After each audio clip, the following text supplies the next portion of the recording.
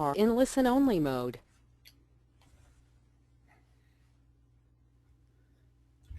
Good morning, everyone. Welcome to today's webinar, Health, Asthma, and the Indoor Environment, presented to you by the New Hampshire Partners for Healthy Schools. My name is Tim Parsons. I'll be your moderator today, and I'm here with Heidi Pelchat, who is with the, let's see, I don't have your position in front of us, but you work two jobs. You work with Dartmouth Hitchcock Medical Center, running the pulmonary program there, and then you contract with the state to do indoor air quality asthma control there. Right. They're a clinical quality consultant for the New Hampshire Asthma Control Program. I'm glad you threw that out because I wasn't going to get that. All right. So just a few things before we get started. Let's give you a few tips to make this process easier. First, you have in front of you what is called the panel, and this panel allows you to participate and interact with those of us on this end of the presentation. So first, throughout the presentation, most of the times you'll probably want this closed. So to close it, you press that little orange or red arrow, and that will close it for you. Click it again, and it will open. Next, throughout the presentation, we encourage you to submit questions. It goes in that text box that's in that red triangle, red rectangle, thank you. It's still early. And what we will do is we will address those questions at the end of the day. However, if you have any technical difficulties going on your end, please submit them there. We do check them frequently throughout the presentation, and we can surely assist you with that. And then next is this raise your hand feature. And this we will use in today's presentation. It is a quick way for us to gather how many people have experienced a certain, maybe the question might be, are you someone with asthma? Or another question may be, do you have an asthma program in your school? Those types of questions may come about, and we'd ask you to press that raise your hand feature. In fact, Heidi, do you want to come up with a quick first question for them, and we can let them try that out? Sure. Let's just start with who had their morning coffee today. How's that sound? All right, that's a good one. Obviously, I have not. Wow, we have a lot of, we only have 4 out of our 20 participants so far. Either we have a lot of non-coffee drinkers, possibly tea drinkers, or a lot of people who did not make it to Dunkin' Donuts on the way in this morning, or Starbucks, your choice. All right, so let's move on with the presentation. A little bit about the New Hampshire Partners for Healthy Schools. It consists of the following groups, including, as you can see there, the New Hampshire Department of Health and Human Services, Local Government Center, Primex, who are insurers here in the state. I believe we also have Cigna is part of it, as well as the NEA, the New Hampshire NEA. So there are a multitude of groups that are on here that are part of this program that is centered on improving indoor environments for schools and providing them the assistance that they need in order to achieve those healthy environments. Okay, now I'm going to pass it over to Heidi, and Heidi, you are in control. Great. Thank you so much, Tim. So today, the overall goal for these modules that we're going to be doing, this is the first of 4 modules, is to provide school faculty with the knowledge and skills to manage your classroom environment and to feel empowered to advocate for sound management of your indoor environment, the classroom, the whole facility in which you're working. So really to give you the skills and knowledge to do that. So today's objective is to really understand the prevalence of asthma and allergies and other health issues related to the indoor environment, specifically what that you would see in the schools. Now, Heidi, is it true that in some children with undiagnosed asthma, that it sometimes gets confused with behavioral issues in the classroom because a kid has a hard time paying attention to the material? Absolutely. yes, if you have undiagnosed asthma and you're having a hard time breathing, you may not be sleeping well at night, and you may be so concentrated on just breathing, you cannot concentrate on what's going on in the classroom. Okay. So absolutely, that's a great information. We will later in the next module, we'll be going over the basics of how the classroom breathes. The third module will be introducing the school faculty to the relationship of your behavior and how the classroom breathes, so there'll be more on that. And the fourth module that will be coming is talking about the federal and local requirements for the school district as it relates to the quality of air in the classroom. So those will be coming down the road later this spring. So we have our first polling question, Tim. All right, so let's launch this poll question, and you'll be able to select your answer right on there on the, let me launch first. So take a moment to answer this question. How do you feel you are doing with asthma management in your school? Is it excellent, and you're willing to share your successes? Adequate, that you're meeting your needs? Fair, could use more knowledge and resources? Or lastly, you don't know? Give you a few more seconds to answer that. Again, click on the answer that best represents you. All right, let's close the poll and share the results. And the results are, looks like we have about 35% are on the fair end of things, as well as they don't know. And then we have 29% that are adequate. They're meeting the needs in their school. All right. Well, that's really wonderful to know. So that'll help us today as we go through this presentation. And my hope is that as we go through the presentation, you will definitely gain more knowledge and understanding of resources for asthma management in your school. And if you have specific questions regarding asthma management in your school, please feel free to type that question in as Tim showed you at the beginning, and we'll be addressing those specific questions at the end of this presentation. Oh, okay, so yeah, there we go. Quick error. Yeah, we're all better now. Okay, so today's module is really, again, looking at the indoor environment, so your classroom, the school environment, and how it impacts not just an individual with asthma, but everyone's health. So the learning objectives today, we are going to be talking high level regarding indoor air quality. The other presenter who is going to be here today, Eugene, is not able to be here today. He had a family emergency. So what will be happening is in future modules, he will be coming and addressing more of the air quality, the indoor air quality concerns. We will be going over the basics of asthma, also sharing some asthma data for children and adults in New Hampshire versus the U.S. We'll be talking a little bit about the cost and consequences of poor indoor air quality, looking at asthma risk factors. So what's in the classroom environment, in the school environment, that may be triggering or putting people with asthma at higher risk, and then again impacting their learning. The triggers. What is an asthma symptom? That's really important to know. And we'll be talking about that a little bit further.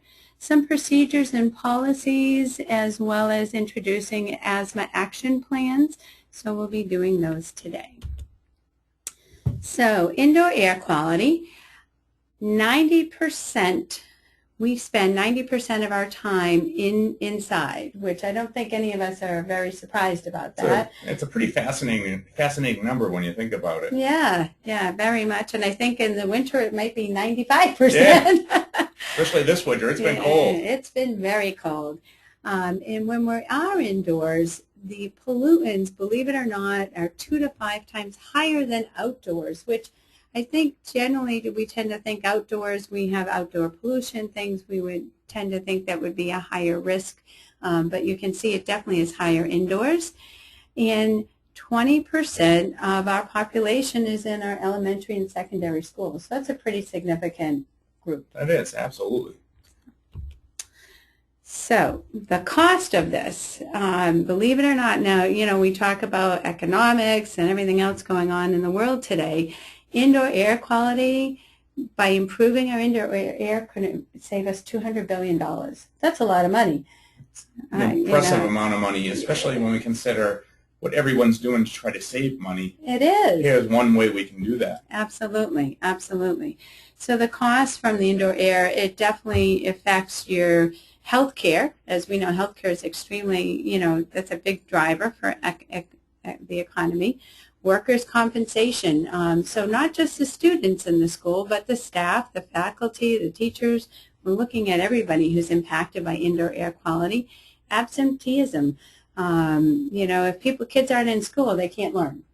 So that's a huge issue. And so if we look at just asthma, $16.1 billion alone per year for asthma costs. That's just incredible. So we definitely have some room to improve here. One of the terms we've been using in population health management, which is the whole idea of making your population healthier, is that there's a term called presenteeism, and it's when you're there but you're not really there. And you see a lot of that in kids who are suffering from poor indoor air quality in school. Is that, they're a warm body in a seat, but their brain isn't there because of the stresses of that environment. Absolutely, absolutely. So that is very, very important. And that brings us to sort of more the consequences of respiratory health by the poor indoor air. As we talked about asthma, chronic respiratory illnesses. So people, think about, is there a student in your classroom that seems to be sick constantly, having, recurrent bronchitis or colds or sinus infections, or a staff or a faculty member? You have something called sick building syndrome, which is another whole big, we could do another module or two on that one. And then allergies and sensitivities. It's an interesting, I was just looking at some information in children, respiratory allergy, when you look at respiratory allergies, it's about 11% of kids have some type of a respiratory allergy. So that's huge. Wow. So sort of an FYI. So we have another polling one. All right. So let's go with our next poll question. And it is in front of you right now. What is the cost of poor indoor air quality? Is it decreased productivity? Is it increased emergency room visits? Is it $16.1 billion for asthma alone? Or is it all of the above? Take a few moments to answer that. I'll give you another few seconds. And we'll close the poll and share the results. And the results are overwhelmingly all of the above. 100%.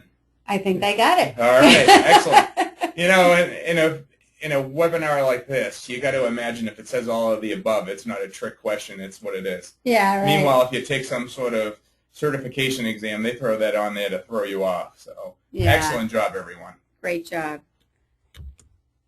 And I'm going to need you to hit my screen again. There we go. So now we're going to talk about asthma specifically. So asthma is a chronic lung disease, and those of us who have been around for many years may remember people with asthma being told you need to sit on the side and you can't do anything. That I want you to take that old myth and throw it over your shoulder and throw it away. It is a lung disease, but it can be controlled, and that's really, really important. Controlled asthma means you should be able to do everything that anybody else can do, and so really wanted to set the stage for that. It is an inflammatory condition, and in a minute we're actually going to look at a picture of the airways because I'm a visual person, and I don't know about all of you out there, but a picture is worth 1,000 words. So we're going to take a look at that in a second. And when you think of an inflammatory, think about if you've ever had a sunburn, how it feels when you had a sunburn, and if anybody tried to touch you on that spot that had a sunburn, chances are you are going to pull away and, sort of jerk back. And that's essentially what the muscles do around the airways. They go into a spasm. And so if we look at the next picture, it's very busy. Is there a pointer? Sorry. Yeah, we got pointer. Let's see. We're just going to point things out here because I think it makes it easier. Go up here. And I apologize to everybody on the phone. We forgot to look at which one do we want to use? There we go. All right. Good. All right. So if you come down here, this one here is your normal airway. Okay. So this is the normal part. You have this big wide area. That's the way the air comes in and out through your airways. This here are the muscles around the airways. Okay.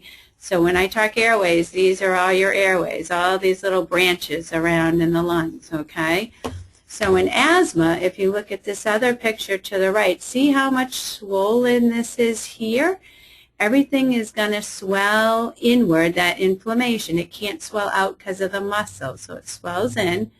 These muscles contract, and now look how small that airway is. That's really small to breathe in and out. So most of us take breathing for granted unless we've had a problem. So what I would suggest at some point, those of you who have a coffee break place, is borrow one of the little coffee stir straws, as long as you do not have asthma or a breathing problem. Put it in your mouth, hold your nose, and try breathing through it about 30 seconds. You will now feel how it feels like to have an asthma event. Okay, the good thing with this is we can give medications and also try to reduce people's triggers and get their airway back to this. So asthma is what's called a reversible lung disease. Okay. So you can essentially reduce that spasm that occurs. Absolutely. All right. The spasm and the inflammation, we get it back to here. Okay. So now we all know what asthma is. And we're just going to get rid of our pointer here. So when we look in New Hampshire, about approximately 8.6% of children in New Hampshire have asthma, which is pretty significant. In the Northeast, new data that just came out at the end of December actually shows almost 11% of children in the Northeast have asthma. So I have the feeling as we start looking at the new data for children in New Hampshire, we're going to see that go up even higher. So if we compare that to the rest of the nation in the Midwest, West, Southeast, it's between 8.8 and 9.3. So we are significantly higher for asthma here. It is the most common chronic childhood disease for children. Now, I've heard the Northeast referred to as the tailpipe of the United States.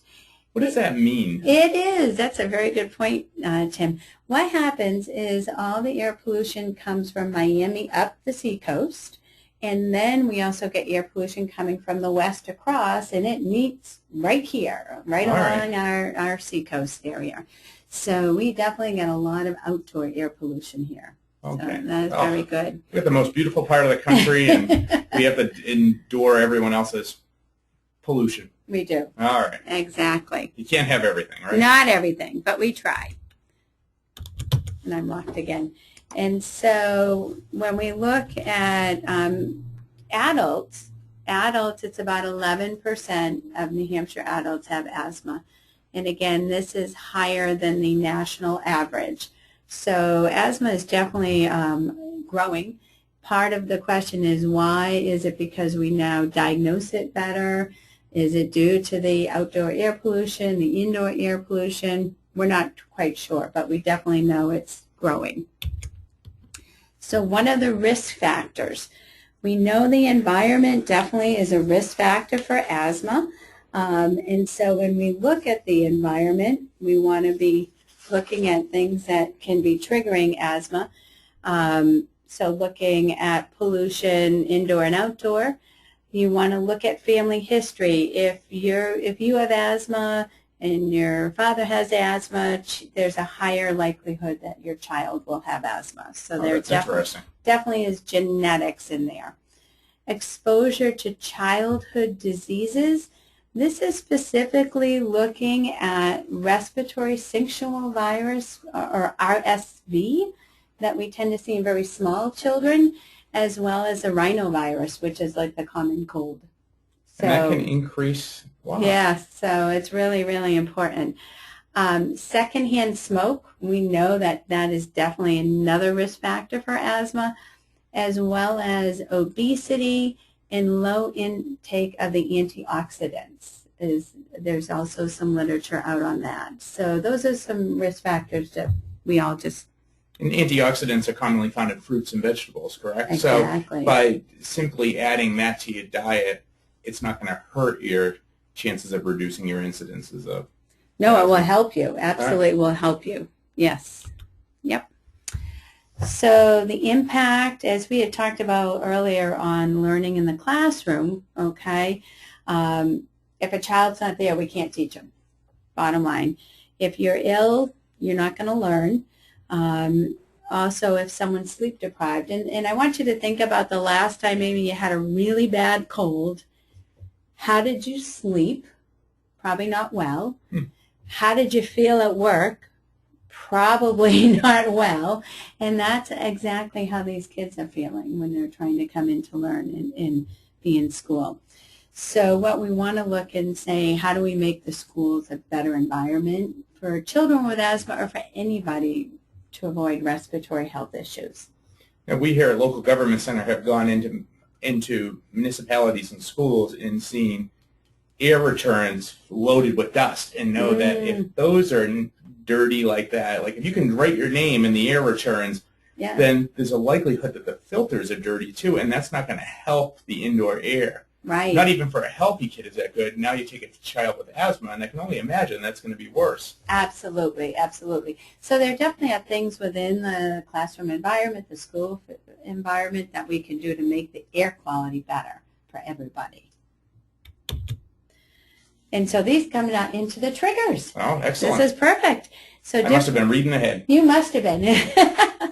So common asthma triggers, we're going to be going into allergens, different irritants. So these are just high level. We have slides. We're going to go further into illnesses, air quality, change in weather.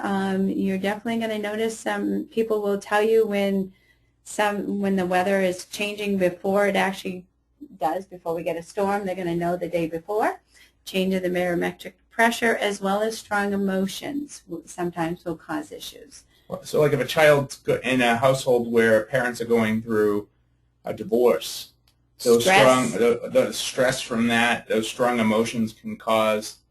Definitely make it harder because remember we have muscles around those airways. We saw those muscles earlier. So think about it. If we get stressed, normally you'll feel it in your shoulder muscles. Yeah, I need a massage. You got it. Well, in children with asthma, it's also going to be the muscles around those airways are going to tighten down. All right. So that's a really good correlation. So the pictures you're going to see here are actually taken from real classrooms. These are not staged, okay? So one of the first set when we look at are allergens. So animal dander, and I think we have some guinea pigs, Snowball and Sally over here. And so these are definitely an irritant and trigger for people. So being aware of that. So really trying to move the pets out of the classroom is important. The other thing is, say you have a child that is extremely allergic to cats, and you know that there's another child in the class that has 3 cats at home. Generally, you're not going to have those two sit next to each other. Oh, that's a good point. Yeah. So just trying to separate that out would be a good thing. So does it make sense as a school to survey your students to find out that information? How do you do that without hurting anyone's feelings if they have cats that might harm their students? Well, generally, for a child with asthma, they should have their asthma action plan, which we'll go into further. Oh, okay. And in the asthma action plan, the backside actually talks about their triggers. So if a child has, significant allergies, it should be on there. Okay. And that information goes to the school nurse, who then should be sharing with that child's teacher to be aware. And so if you know there's a child with significant allergies, be aware. It's sort of like if you know a child has peanut allergies. Oh, okay? Yes. The teacher knows, so the classroom knows, no peanuts. It's that type of communication. Yep. Dust mites. So these are really, really large. You will never see them this large out in your classroom, hopefully. But these live in bedding, in carpentry, carpeting. Mhm. And actually, if I go back to this previous one, you'll notice that the animals were actually right next to these overstuffed chairs. And dust mites love that. That's where they live in it. And so these are very allergic. They can really cause issues for anybody. Okay. So we try to remove fabric, furnishings, carpet. I can't even say the word, Tim. Carpeting. Thank you. They almost look alien-like. They do, don't they? Oh, they are frightening. Yes, they are very frightening. So the best thing is to get rid of those things in the classroom that would harbor those. Okay. Okay. Moisture and mold. Hopefully none of you have seen these in your classes or in your hallways or in your schools, but mold is definitely a huge risk factor, not just for the child with asthma, but for anybody. Alternaria is one of the significant molds that we see out there that actually is a high risk for developing asthma. Okay. So having that exposure, you can actually get significant respiratory sinuses, respiratory infections due to mold. So we want to get rid of the mold. Very, very important. And moisture. And this includes looking like if you have a sink in your classroom, making sure there's not mold underneath the sink, there's no dripping pipes, anything like that is huge. These are pollen spores. They look rather large, don't they? Yes. They're like mutated golf balls. Absolutely. So pollen, again, in the winter, we're not going to see that. But in the spring, we'll be seeing more of the mold as things get damp until they dry out. And then we're going to see the trees pollinate. And a lot of times we can see when the pine pollen comes down, that nice yellow, like green everywhere. Okay. It blows in the wind. It looks like green rain. Yes. And that's a really large pollen sample or pollen size. And that for a lot of people is more of an irritant than truly allergic to it. Okay. But, it's really important to, if possible, keeping those windows shut, especially if you think about during that season when the pine is blowing. You don't need that all covering your indoor classroom or environment. Okay. So being aware of that. We also hear people say they've got ragweed allergies or hay fever. Okay, yes, I hear that all the time. I have no idea what ragweed is. You could put it in front of me, I wouldn't know. Yeah. So ragweed comes out the end of July, and it goes till the first hard frost. So when everybody comes back in the classroom in September, the ragweed is still out there. So that's where you're going to notice people with these ragweed or hay fever going on. So irritants, strong odors, perfumes, colognes, anything you can smell has a chemical reaction going on in your airways. Okay. Makes sense. Smell it, it's not a good thing. Yes. Okay. So really, being aware of the perfume you wear, the cologne people wear, the aftershaves, cleaning products. Some of those cleaning products out there are really strong and can just, really irritate the airways. Air fresheners. I know sometimes people prefer to smell an air freshener than something else, but remember that can still be irritating the lungs. So we need to be aware of that. And again, these are some of the ones that we have seen in classrooms when we've done walkthroughs.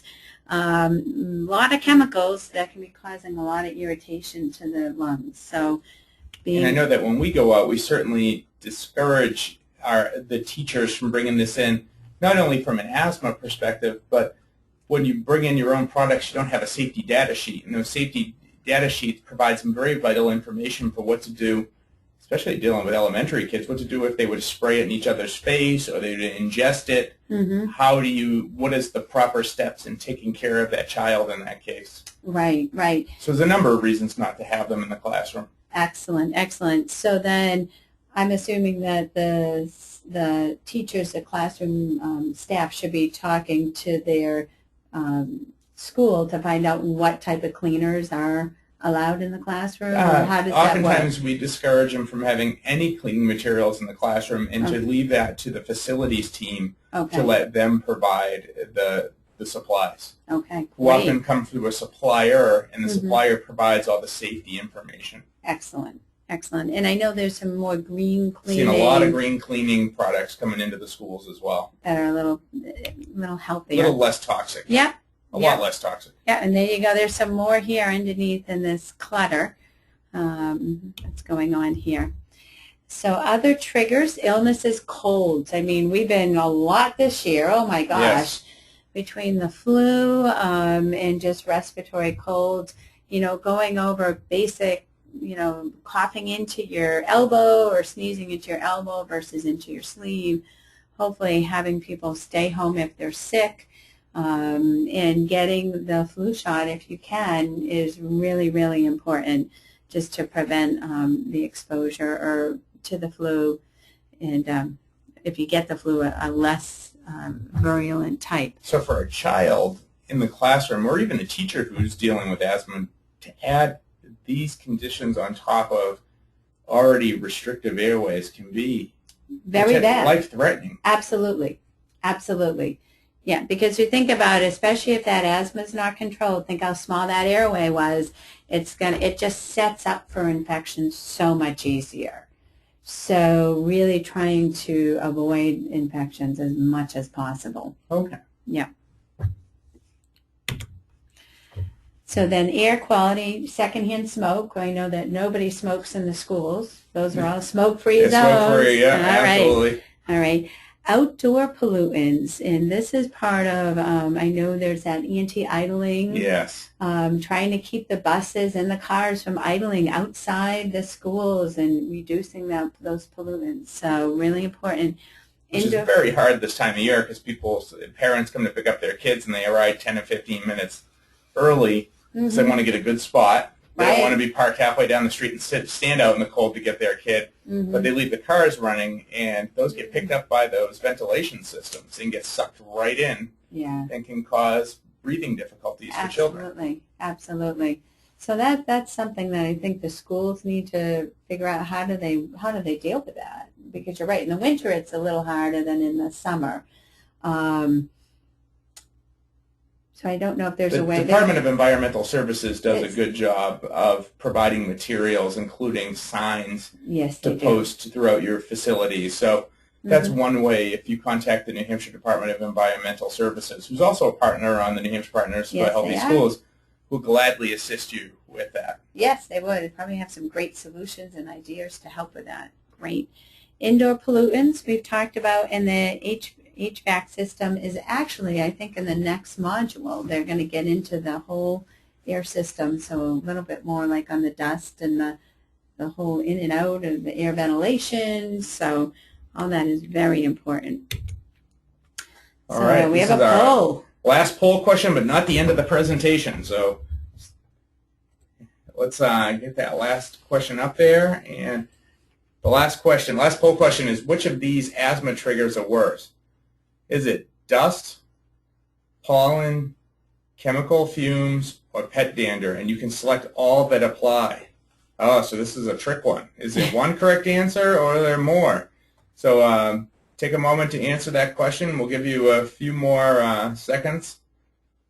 And again, which of these asthma triggers are worse? Dust, pollen, chemicals / fumes, pet dander, and select all that apply. All right, let's close out the poll and share the results. And it looks like every single one of them got 79% or greater. Chemicals / fumes was the lowest. Pollen and dust were tied for second with 89%, and pet dander was 95%. I've heard that pet dander is pretty brutal. Yeah, it really can be. Pet dander is really, if you're truly allergic, that can be significant. So, but we're talking about asthma triggers here, so that's the trick question. Yeah. Not allergies, huh? Right. So they actually all are triggers. Okay. So being aware that they're all as important to each other. So really looking at your classroom, looking at the school environment and saying, what can we do to decrease or eliminate as much as possible these triggers? It's really important. So those of you that answered all of those, give yourself a high five and a pat on the back. And let's see. All right, so we had talked about emotions a little bit earlier and about stress. So wanted to follow up a little bit more about that. So when we look at emotions, if asthma is not controlled, then chances if someone's stressed or even if they're laughing, they're crying, that actually may trigger an asthma attack or an event. Okay, so being aware of that.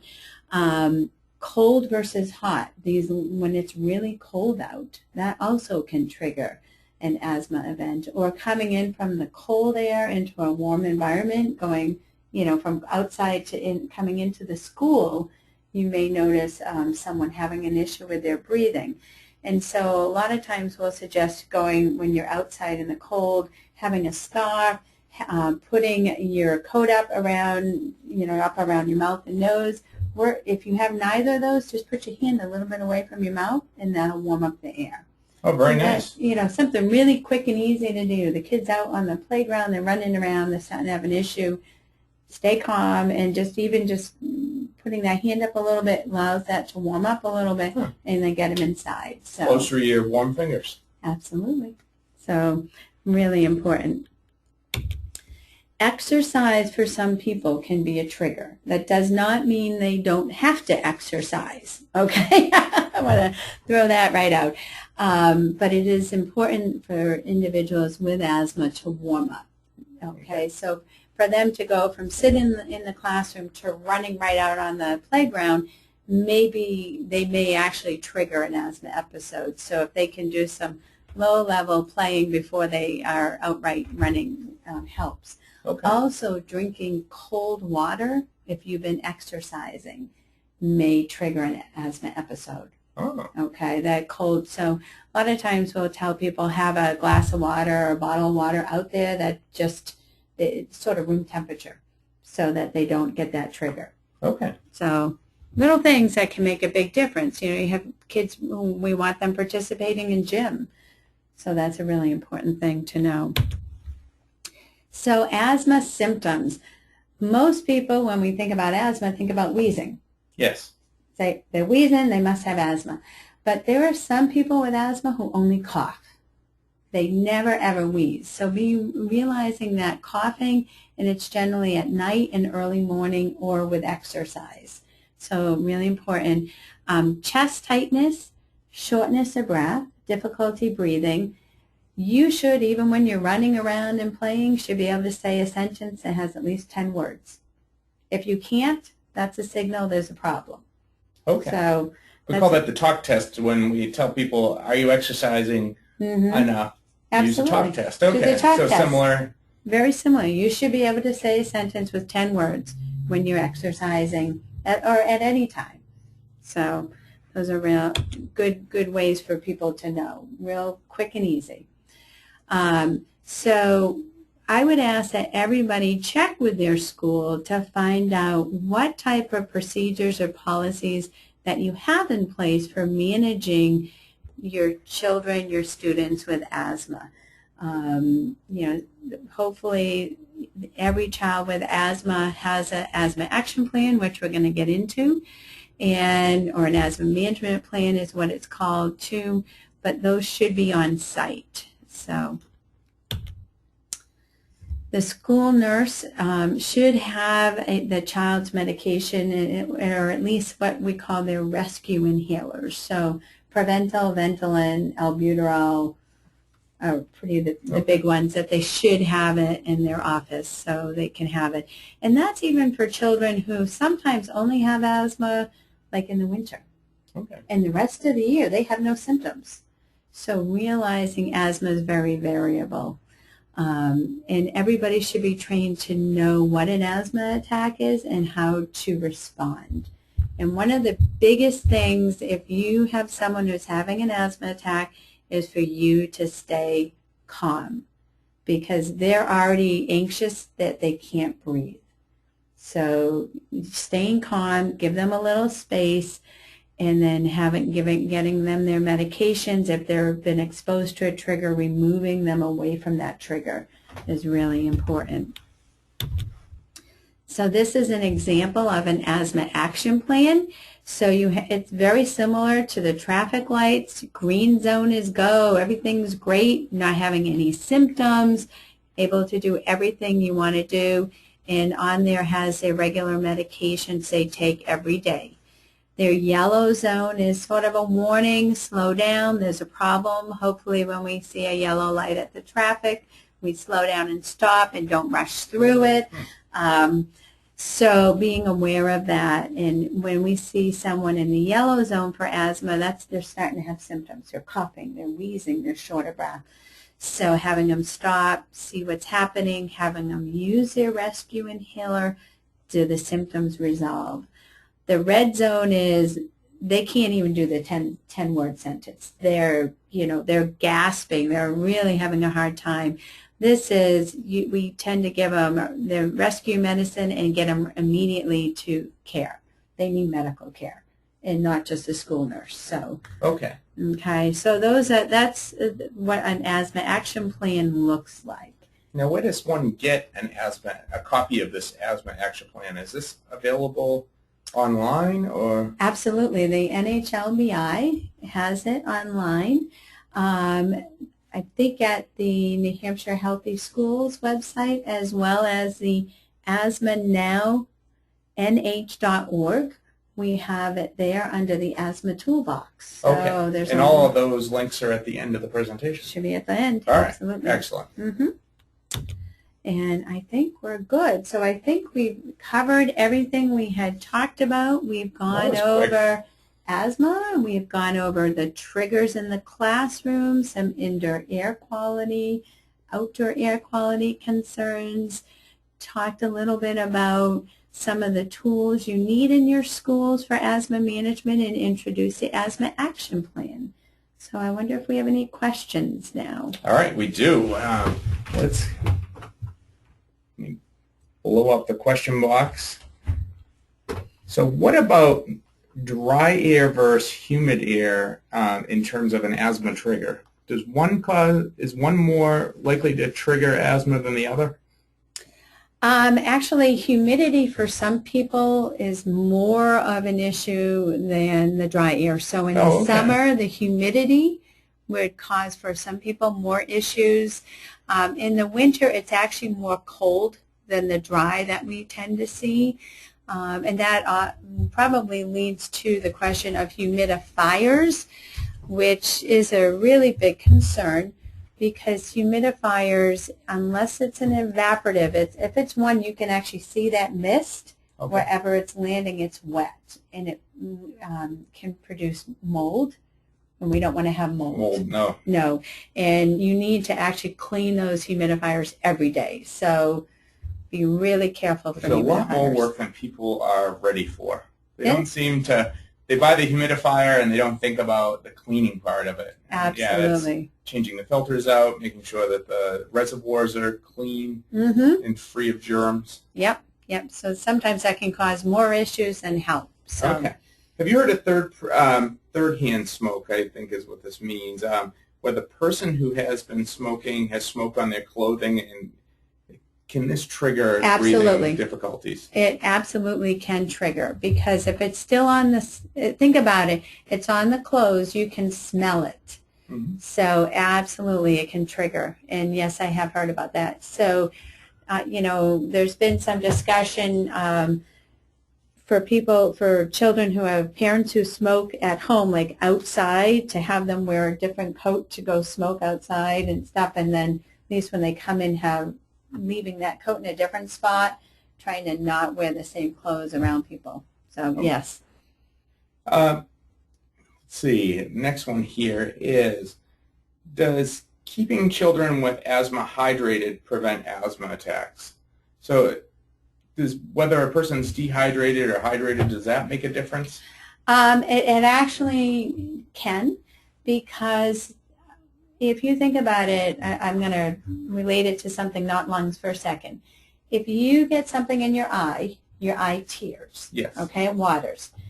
In the lungs, lining the inside of the airways is a layer of mucus or phlegm that protects the airways.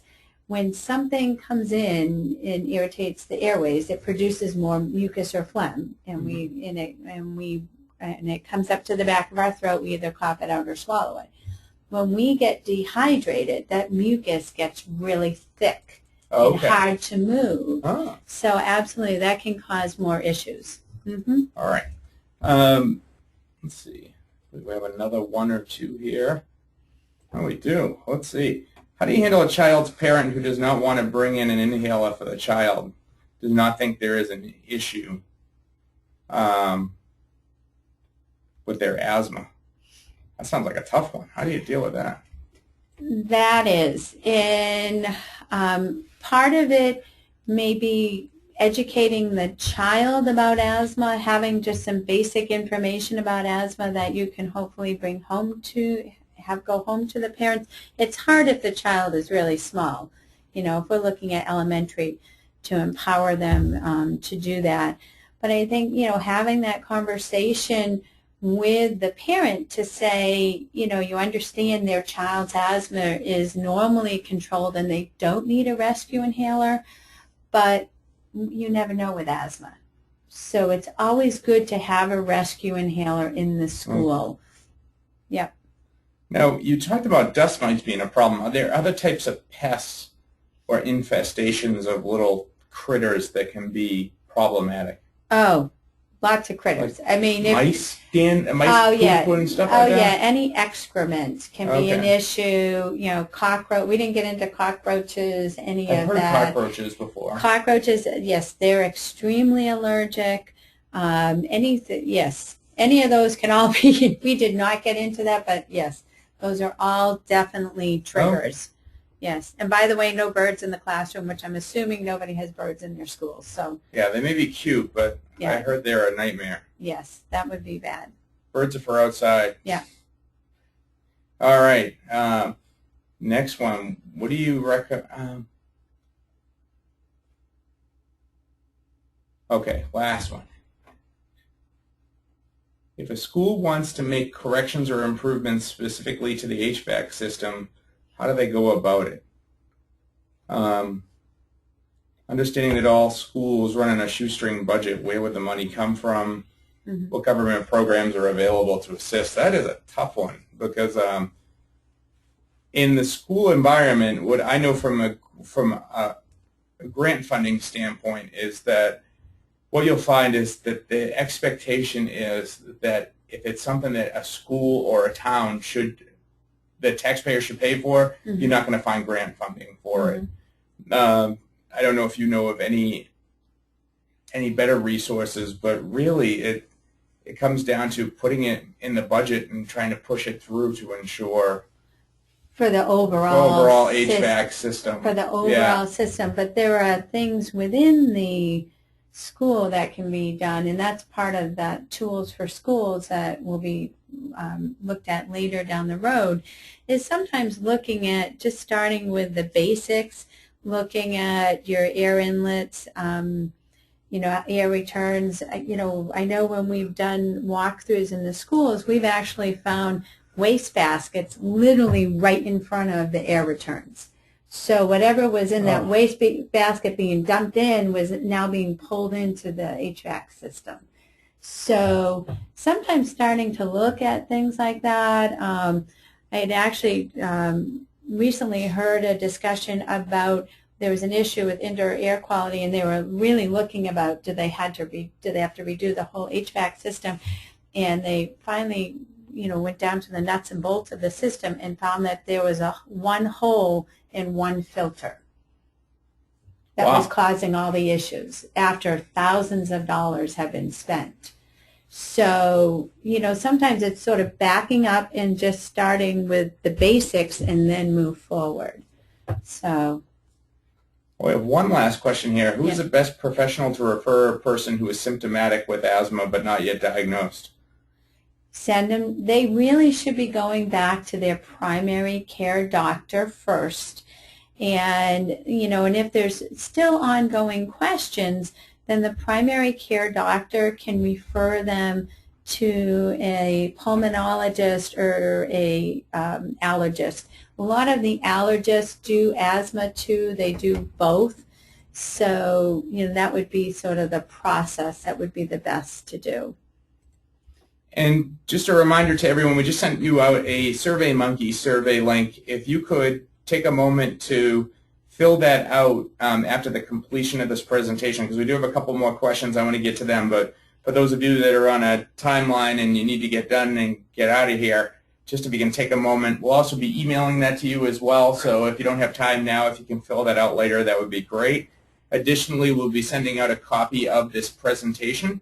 The presentation will be sent to you both as a PDF, and also we'll be sending you a link to the to this whole entire webinar, so you can pass it along to coworkers who maybe missed out on this or friends, and they can take advantage of what we talked about today.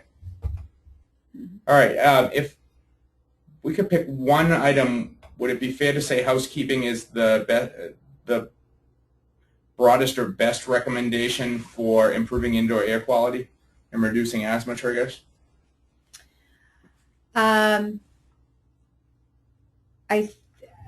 When I hear housekeeping, I tend to think that the housekeeping or the maintenance department of a school. And in reality, it's really all of the school faculty that have a part in that housekeeping. Okay. Because when we looked at those pictures from the schools, those are classrooms that are set up. So that's really teachers' behaviors too within the classroom that to manage those triggers in the classroom. That's not really maintenance or housekeeping responsibility. So housekeeping when we address it from a holistic standpoint. Yes, overall. Not a department. It's just the custodial or janitorial staff. Right. It's everybody's responsibility. Absolutely. All right. Well, that concludes the questions. We will wrap today's webinar up. We want to thank everyone for participating. Again, you'll be getting a copy of this webinar presentation, and as well as the PDF of it. So just keep your eyes open in the next 72 hours or so. You should receive those, as well as a copy of the SurveyMonkey link. So thank you very much for presenting.